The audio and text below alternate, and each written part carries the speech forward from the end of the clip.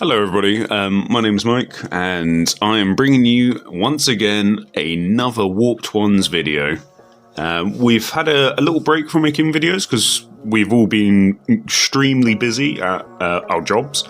This time of year has just been a little wild, but somehow I've managed to fit in some time to do some Warhammer. And let me tell you, I've done a lot of Warhammer in the last couple weeks. So I've had a very good time with playing Eldari. I've enjoyed Ynnari, even after the changes where Ynnari got triple kneecapped. Like, there's still some play in that. Windrider Host has been a lot of fun. However, with the change that they made to Drukhari's Reaper's Wager, I have been back playing my favourite army, and let me tell you, I have been having a lot of fun. I've been having a lot of success. I've been able to get feedback from some of my opponents, and I've been winning games with Drukhari. And it's not by just following, the best lists you can possibly do. I am playing Wych Cult. Mainly a Wych Cult with harlequins. So, to the detachment rule, I've left it on the screen for people to read, so if you want to pause here, you absolutely can. But in essence, the change that they made was what benefits you got. And they changed one simple sentence, and that was, if you're winning or losing the wager, your units can reroll hit rolls of 1. And I think that this was such a huge, awesome change just by this one sentence, and basically it's allowed for the first time in a very, very, very long time, all units in the Drukhari book now have a detachment rule permanently. There's no, Sky Splitting Assault where like all your transports die, you don't get your detachment rule. Which was the better one out of the two. I don't want to talk about Real Space Raiders because that upset me. But now you always have a hit roll of 1. This is absolutely phenomenal, and it's been so good. And then by obviously flipping the wager, so if Harlequins kill a unit, Drukhari are losing the wager, and then they can get a wound roll of 1 instead, and then you flip it like normal. But you actually have a detachment rule. How good is that? It's amazing. And I've been playing Harlequins and the Wych Cult together.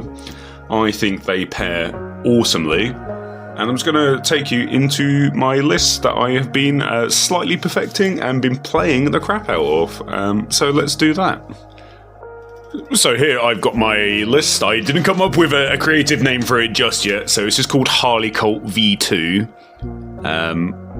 As you can see, I've got Lilith for characters. That is my Warlord. I've got my Succubus with a blast pistol.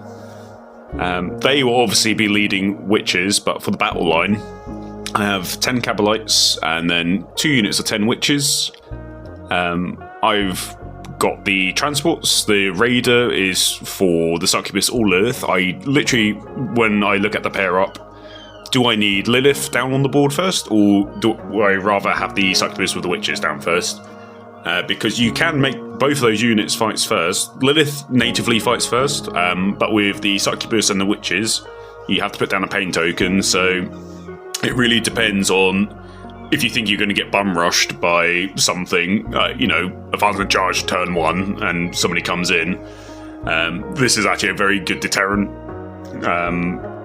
You've also got the ability, if you really wanted to just fight on death, on the 4+, 3+ if you're losing the wager. But generally I don't use that very often, but the option's there. So the Raiders literally there to either protect Lilith from maybe some indirect, or like a turn 1 charge where that thing may wipe that unit even after I've done my attacks. So the Raider is the safe space, but it also just allows me to if I want to stage Lilith or the Succubus, depending what I've done, that raider will be 20 inches of movement straight out the gate to go somewhere, and I think that's really good. I'll just put a Dark Lance with the raider because a Dark Lance shot is better than nothing.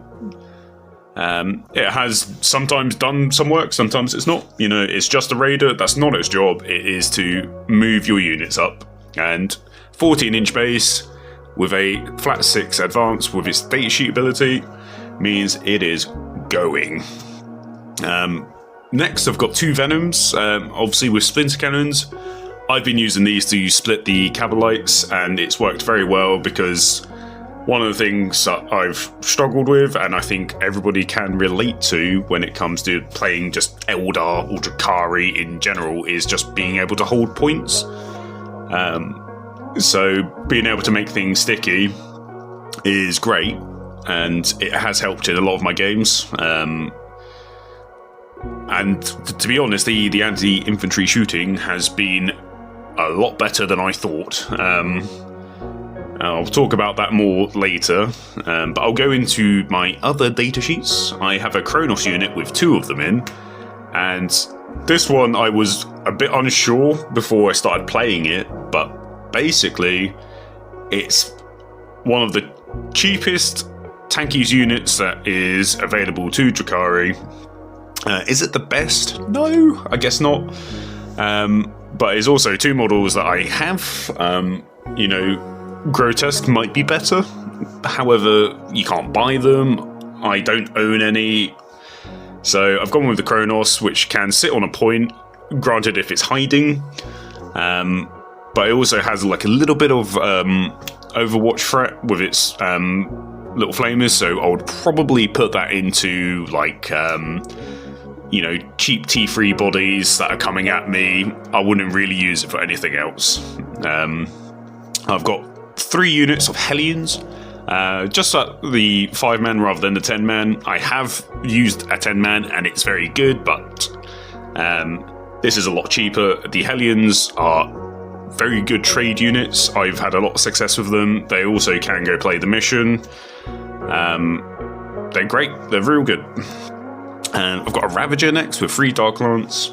I'm still not particularly sold on Ravagers, but I had 100 points and I couldn't really fit in with how I wanted the list to be. I couldn't fit in like a squad of Scourges, so the Ravager is a humble Dark Lance boat that, in my opinion, whiffs a lot, but that's fine.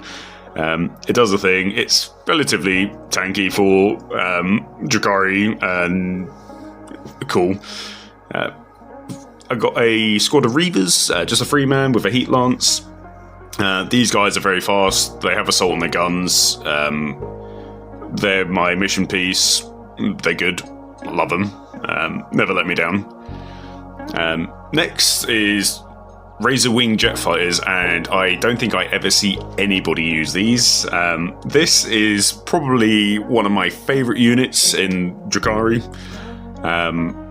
These really benefit from the detachment change.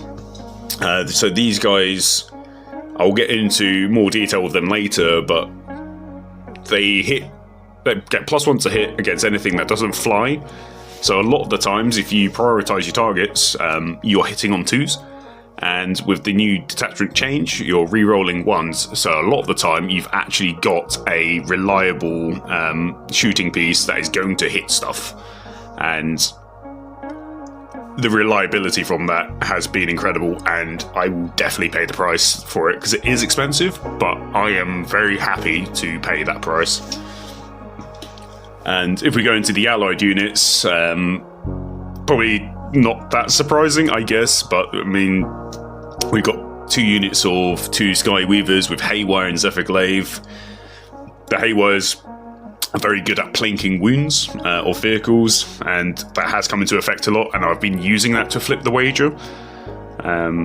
So for 95 points, it's got quite a good shooting profile with the Haywire cannons. The Zephyrglaive is also a very good close combat weapon.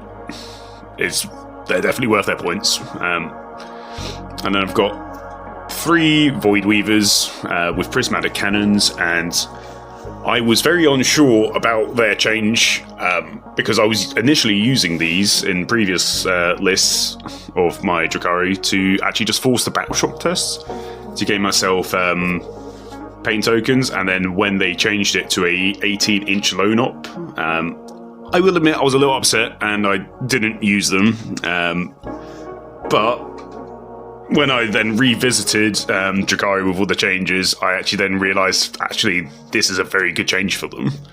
And having a 18-inch low op range is actually very good. And it's really tripped up some of my opponents that want to kill them, and they can't shoot them at a distance, so they've got to come close. And based on my list, I really do want people to come close, so there's that. So that is my list. I'll go into some honourable mentions now. Okay, so my first honourable mention is the Kronos. So this is actually awesome for 50 points. Most people that know or play Drukhari will know that the Kronos is kind of essential for most Drukhari lists. The ability to potentially refund the pain token is that's real good. But I really like it for its 3 up save, 6 up invulnerable, 5 up feel no pain, but also T7 with 7 wounds. And I've smashed 2 together for 1 unit, and it's tanked a lot of stuff. Like it's been quite good at holding points. I need something with it in terms of like melee and things, but they can hold a point. OC2's okay. The only thing that I don't like about the Kronos that much is the shooting, and its melee's not great, but like I said before, the Flamer D6, I've got 2 of them, 2d6 Flamer at strength 5, AP 1, 1 damage, ignoring cover, is actually pretty good against like cheap chaff stuff that's coming at you, so it's really good for that. But the pain token refund is great if you can get it off. If you roll that 4 up, it's always pretty demoralising when you roll a 1, 2 or 3, but there is always a chance. There's always a chance to get another pain token, so it's good. Next on the mentions is the Succubus with Witch Squad, and this is a unit, if you look at his datasheet, you look at the Succubus datasheet, this is absolutely garbage. Like, this is a terrible, terrible unit. Strength 3, the Succubus has anti-infantry 3, cool. She gives sustained hits to the unit. Cool, okay, you're still strength 3. Strength 3, 1 damage. I think the witches are AP 1 natively. However, this is a really good tar pit unit, and it can also have the potential to kill stuff. But it is via the 1 CP strat to give yourself lethal hit. And with the Succubus already giving the unit sustains hit, and you throw down a pain token, you are re-rolling your hits to get basically sustained and lethal. So you have the chance to plink stuff, you have the potential to kill stuff, and with their 4 up invulnerable in combat, they have a chance to keep units there. And if a non-vehicle or monster unit wants to fall back from them, they have to take a desperate breakout test thanks to the witch's datasheet ability called No Escape. They have to take that test, and for any reason that they're actually battle shocked, it's +1 to the roll, so it's 1s, 2s and 3s that any unit wants to fall back. And then you pair it with putting down a pain token in the fights phase. Anything that wants to leave is going to have to take the desperate breakout as if they were battle shocked. If they are battle shocked, that is a 50% chance that models are going to start dying, or they have to then take the units fights first. So Granted, if this unit's still alive and it doesn't get shot to death, it can hold things in place. Like, it really can, and it can take a hit. Granted, you roll those 4 upper vulnerables.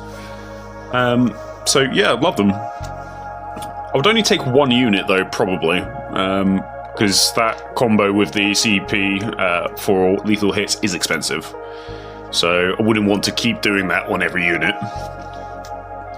But next, I've got the Sky Weavers for the last honourable mention.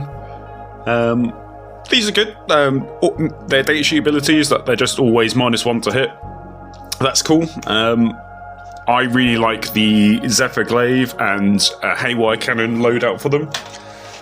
It's just the ability to take wounds off. I use it to flip the wager, so my Drukhari get rerolls of 1 for hit and wound, which then really opens up a lot of possibilities. The Zephyr Glaive is quite good in combat. Strength 6, AP2, 2 damage, 4 attacks each, so just 2 of them are going to get 8 attacks. And it's just really solid. They're really good. And they move fast. And yeah, they're 4 up invulnerable, T4, 3 wounds. And I think they're worth the points. I think they really are. So I've slapped 2 of them in my list, and they've done good. They've done real good. But I would like to talk to you guys about my star units. The Razor Wing Jetfighter, my favourite unit. This is an incredible unit. I can't bear the thought of this not being in my list. I will probably always take 2. And I'm going to tell you why. And the reason is, with the +1 to hit against units that do not fly, you are majority of the time going to be hitting on 2s. And if there was a modifier like Stealth, in essence, its data sheet ability cancels that out. And when you put these in the Reaper's Wages detachment, re-rolling that hit roll of 1 does generally mean that your Dark Lances are hitting.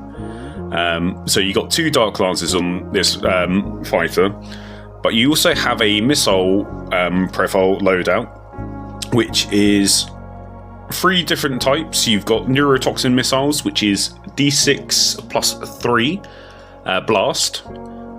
This is the anti-infantry 2 missile, and I actually use this a lot to kill small units of infantry. Maybe even it could even be something tough, because at that point you are forcing saves, and if you're forcing your opponent to make saves, that is more opportunities for that thing to die. That's one of my favourite profiles. And then you've got the Shatterfield missile, which is D6 blast.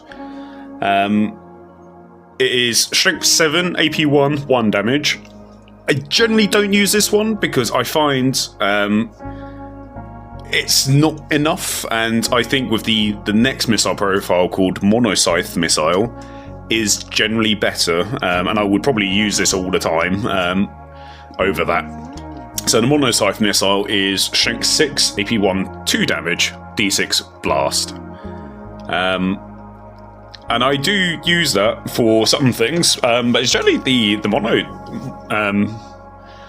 the poison missile that I use, and it's just the weight of fire, really. I love weight of fire. And then to top it off with the jet fighter, you have a splinter cannon, which is great. Sustain hits on that, anti-infantry 3, but 2 damage, and this jet fighter has a lot of 2 damage guns, or more, and the 2 Dark Lances that are being enhanced by its ability to actually hit, and then the attachment helps with that as well. And I generally use it to rapid ingress one of them. And a lot of people don't really account for flyers, and I know for some people they really hate them, but I think Razor Wings are quite invaluable for Drukhari. Obviously, the points are a bit high, but it is definitely a huge viable option in this detachment. So I recommend this so much. And yeah, when you rapid ingress, you allow yourself to move to somewhere where you want to go. And this unit is actually really good at killing people who place cheap units on their backfield objectives, and you can just kill them. You know, if that unit doesn't make it sticky, you've essentially just taken a unit off your opponent, and then they could potentially not be holding their home objective anymore. So I really do recommend this unit, and if you're scared about this thing being potentially killed in Overwatch, because it's not very tanky, you have a CP on hand to turn off Overwatch. So generally, you will be able to do what you want to do with it, which is great.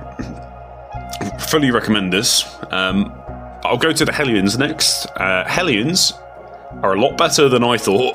There's going to be a lot in this video where I'm just saying, a lot better than I thought. But the Hellions move very fast.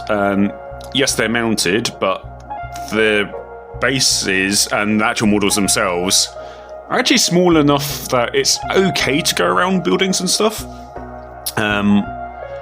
They are very good in combat. So they have 3 attacks base, strength 4, which is great. Only AP 1, but 2 damage, but when you put that with a pain token, it's AP 2.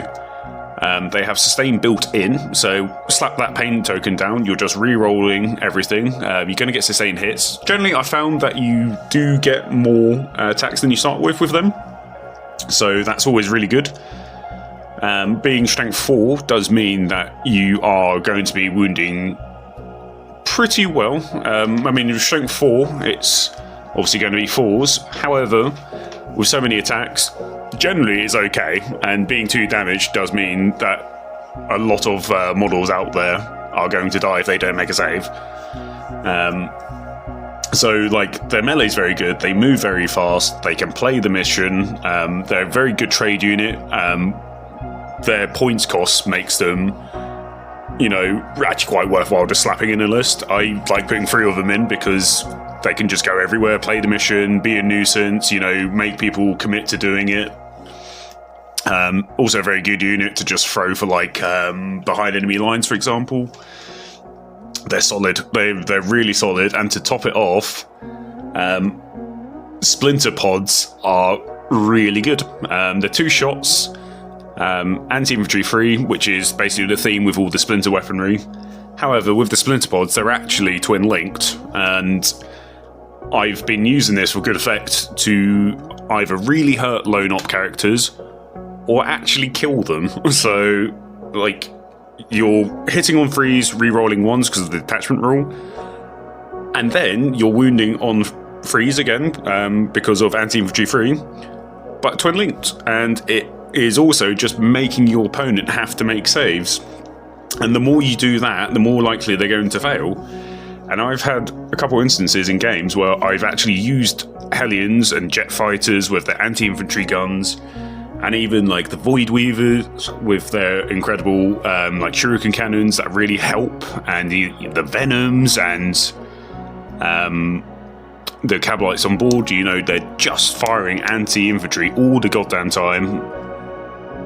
And your opponent does eventually fail. Like, this unit is really good. The only downside is that it's not very tanky. But then again, when it comes to being 2 wounds each, they can potentially survive, like a couple bolt shots and things. They're just very good, and I would recommend people actually try them, because this unit used to be a lot more expensive before. Very unviable, but now they definitely have a place in my list, and I'm very happy to use them. And then talking about things that I'm very happy to use, oh my god, Lilith is crazy. Lilith is insane. I don't think anybody's going to be very surprised by this, but good god, she can do so much to anything. She will just murder. I don't know what else to say. I mean, she's got 8 attacks, hitting on 2s, you can reroll the 1s. Generally, you always put a pain token down on her. So she has sustain 2 built in.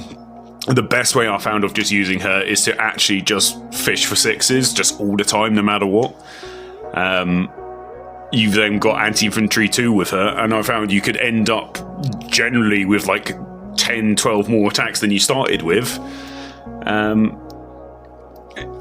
And with the pain token, she'll go to AP4 while she's leading, so if something hasn't got an invuln save, they're going to really feel her, and she's wiped units by herself, and I've just had like 10 witches that just don't do anything because, like, oh, the thing we charged died, or the thing that came into us died.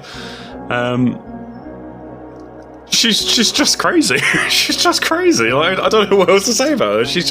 She's mad. And if you're lucky enough to flip the wager, she can be re-rolling the wood roll as well. And I've done that, and she's just nuts. And like, take her with 10 witches. You'll just see how crazy she can be, and like, she's well worth it. I would pay any points for this character because she's just probably the best unit in Drukhari. And then, yeah, with that, lastly is the Void Weaver. Void Weaver is just very good. The Prismatic Cannon, having the 2 profiles, is very good. You got Blast Profile, which is, I think, 2d6. Strength 4, AP 0, damage 1. But generally, I go for big shots, which is Strength 12, only 2 shots, but Strength 12, AP 3, flat 4 damage. And having flat 4 damage actually does allow that to kill some models just completely outright. Also very good at plinking wounds off vehicles and monsters. Just like the Sky Weavers, they are a unit that are very good at chipping damage off something to then flip said wager. And the Shuriken Cannons are also pretty good at that as well, because you're hitting on 3s, you're re-rolling 1, you're going to get some lethal sometimes, and being flat 2 damage is great. The Lone Op, I think, is probably its best feature. Because it does mean that if you don't come and shoot it, then it's kind of just free to do what it wants, and if you don't come close enough to deal with it that way, I'm going to have some units that are going to be there right next to it to protect it, and they will deal with whatever comes. So I've also used this to actually do some action secondaries, and they've not been able to do anything about it because Lone Op 18, and if you come in, cool. If you don't, I just score. So it's a very good, well-rounded unit, I think, and it also has stealth to boot. And one of the things I failed to mention was with my list, if I just go into the wrap-up fade of this video, I've built my list to hopefully be mainly -1 to hit, which is going to just add to that level of survivability for myself. The Venom is -1 to hit, the Razor Wing Jet Fighter is -1 to hit, the Sky Weavers are -1 to hit, the Void Weavers are -1 to hit. Granted, most of that is stealth, with the exception of Sky Weavers, which it is all the times. But it does really just add to that level of survivability. And with an army that is incredibly fragile, I will take absolutely everything I can get. And if it comes to combat, there is a strat, I can't remember its name, but it is -1 to hit in combat as well. So if you think you're going to need that, that is also an option. And just like based on all these minuses to hit, it has actually kept me in a lot of games. So that is the video. Thank you for watching. But I really hope that people can look at this and, you know, take some inspiration. I generally try not to go for like meta lists and things, and I choose to take fun lists instead, but also have the ability to do stuff. So this is my list. I will do a follow-up video to see how everything went. I wouldn't be surprised if, you know, I got a loss or two, or even 3. I don't mind. I just want to throw dice. I just want to have fun and just, you know, take my chances. So, yeah, can't wait to do that. Thank you for everybody for watching, and we will see you in the next one. And I hope everybody takes care.